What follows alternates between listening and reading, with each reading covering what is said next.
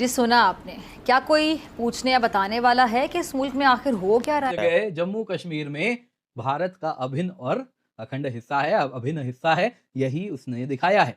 दोस्तों, ये गलती से नहीं हुआ, ये पर्पसफुली किया गया है। तक हम ऐसे बातों में मुलव्वस होते हैं, क्यों हम इतने अंडर डेवलप्ड हैं? पहली बार वेस्ट एशिया के सबसे पावरफुल न्यूज नेटवर्क अल जजीरा ने अपने अरबिक ब्रॉडकास्ट में भारत का वो नक्शा दिखाया है जो पाकिस्तान शायद ख्वाब में भी स्वीकार ना करे। पूरा कश्मीर ऑक्यूपाइड जो कश्मीर है पाकिस्तान के अंदर, उस समेत वो भारत का हिस्सा दिखाया। ये सिर्फ एक ग्राफिक्स नहीं है, ये नैरेटिव शिफ्ट है। इंटरनेशनल मीडिया की टोन पूरी तरह से बदल रही है। पाकिस्तान को घुटनों के बल कर दिया। Pakistan at the verge of extension इस वक्त जो हालात चल रहे हैं। अगर हम सबको ये गौर से देखना पड़ेगा कि क्या ये फिर सऊदियों को खींच लेंगे अपने मामले में। दुख ये होता है कि जब भारत मंजिलें करता जा रहा है आगे, जिस तरीके से राइजिंग इकोनॉमिकली, पॉलिटिकली, डिप्लोमेटिकली, अफसोस इस बात का होता है कि we are the same people. हमारा भी डीएनए वही है, शायद आइडियोलॉजी डिफरेंट हो। लेंस पे बिलीव नहीं करना।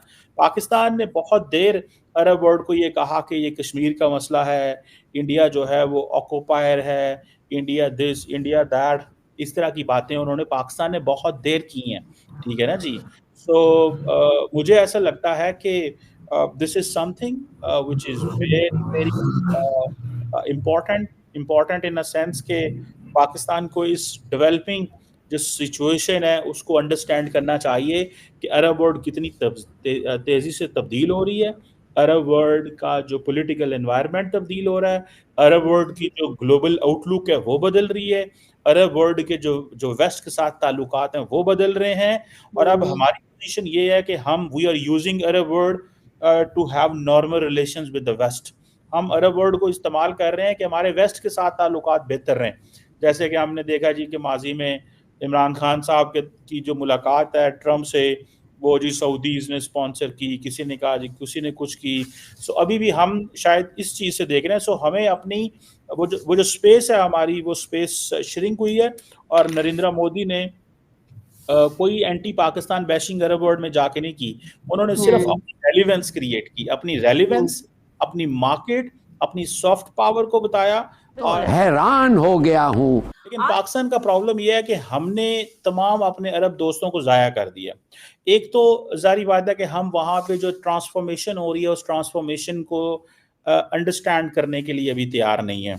हम यही सोच रहे हैं जी वो अरब ममालिक हैं, वो इस्लामी ममालिक हैं, वो हमारे दोस्त हैं, वो हमारे यार हैं, वो हमें ये देंगे, वो हमें वो देंगे।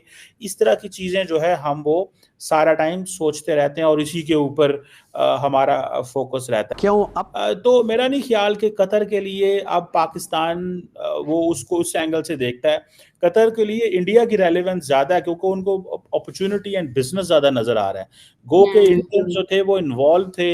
ये जो हुआ, जो एक्स नेवी के लोग थे वो, लेकिन इसके बावजूद इंडिया कतर ये समझता है कि इंडिया के साथ काम करना शायद ज्यादा जरूरी है हमारे लिए। सो पाकिस्तान की जो रेलिवेंस है वो अपनी जगह, लेकिन इंडिया की जो जियोपॉलिटिकल क्लाउड है खासतौर पर मिडल ईस्ट के अंदर जो बढ़ रहा है, ठीक है, वो भी इम्पोर्टेंट है। और दूसरी ये है कि रेलिवेंस, क्योंकि इंडिया का प्रॉब्लम है एनर्जी। इंडिया अपनी एनर्जी के ऊपर कंप्रोमाइज नहीं करना चाहता। वो इंडिया यूएई हो, सऊदी अरब हो, रशिया हो, दुनिया का कोई मुल्क हो, वो अपनी एनर्जी हर कीमत पे एक्सेस चाहता है क्योंकि वो जो एनर्जी पार्टनरशिप्स है उसके ऊपर फोकस करता है, क्योंकि उसको अंदाजा है कि जितनी बड़ी हमारी आबादी है, जितने बड़े हमारे बिजनेसेस हैं, जितनी बड़ी पैमाने के ऊपर इन्वेस्टमेंट्स दुनिया से इंडिया के अंदर आ रहे हैं, manufacturing and all these things, तो ये सारी चीज़ों को देखते हुए इंडिया डेफिनेटली एक इंगेज करना चाहता है कतर से। और कतर भी समझता है कि हमें इस मार्केट को हर कीमत पे कैप्चर करना चाहिए। और दूसरा ये है कि these all countries are friends of the United States. देखें, कतर को इस चीज़ का पता है कि जितनी बड़े पैमाने पे इंडिया को टेक्नोलॉजी ट्रांसफ़र हो रही है और जिन लाइंस पे इंडिया मिडल यूएई के साथ काम कर रहा है, देखें पूरे जीसीसी स्टडी कर रहा है कि इंडिया का जो यूएई के साथ ताल्लुक है वो बड़ा इंपॉर्टेंट है।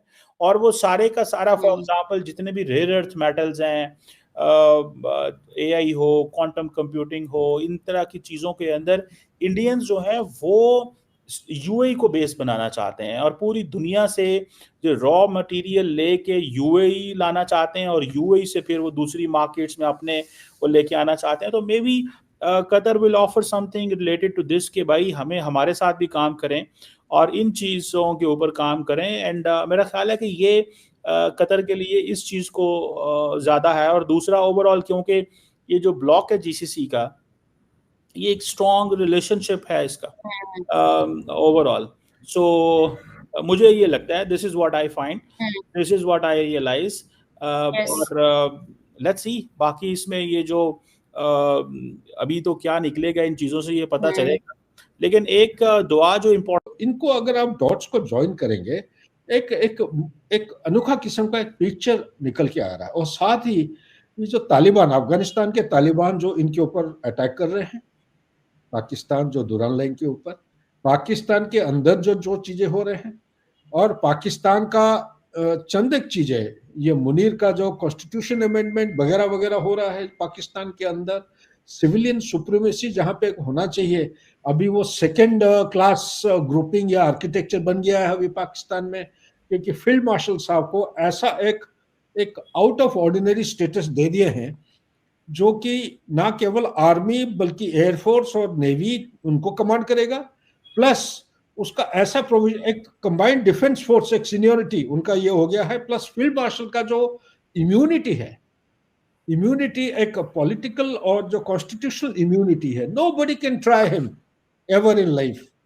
तो ये जो प्रोटेक्शन एक मिल गया है, उससे क्या होता है कि उनको he is become absolutely, I would say, a kind of a insulated individual. Nothing. That means, in fact, so मैं कहूँगा डेमोक्रेटिक कॉन्स्टिट्यूशन के कोई भी चीजें जहां पे वो गलत करते हैं कोई उनको चैलेंज नहीं कर सकता। सो इसी के साथ मैं ये कहूँगा कि ये जो मैप अभी आया है कतर में, ये मैप के साथ जुड़ा हुआ है चंद एक चीजें। नंबर 1, इजराइल और हमास के बीच में जो चीज हो रहा है। नंबर 2, अफगानिस्तान, ईरान और पाकिस्तान और इंडिया के बीच में जो हो रहा है। नंबर 3, यूएस और चाइना के बीच में अभी जो थॉ हो रहा है नहीं हो रहा है, time will tell us, but for the sake of national interest of each country they are going in that direction. और साथ ही जुड़ा हुआ है अभी ताइवान, जापान और चाइना के बीच में। लेकिन इंपॉर्टेंट चीज है, ये मैप अगर किया है अल जजीरा दिखाया है, because Al Jazeera is known for being anti India. मुस्लिम मेरे पाकिस्तानियों, एक बहुत बड़ी खबर कंफर्म हो रही है। पाकिस्तान के लिए जम्मू कश्मीर पर कतर ने एक बहुत बड़ा उसके मुंह पे तमाचा मारा है। कारण है, अल जजीरा ने इंडिया का करेक्ट मैप दिखाया है। जी हाँ दोस्तों, ये मैप आज जब वो करेक्ट दिखा रहा है, मैं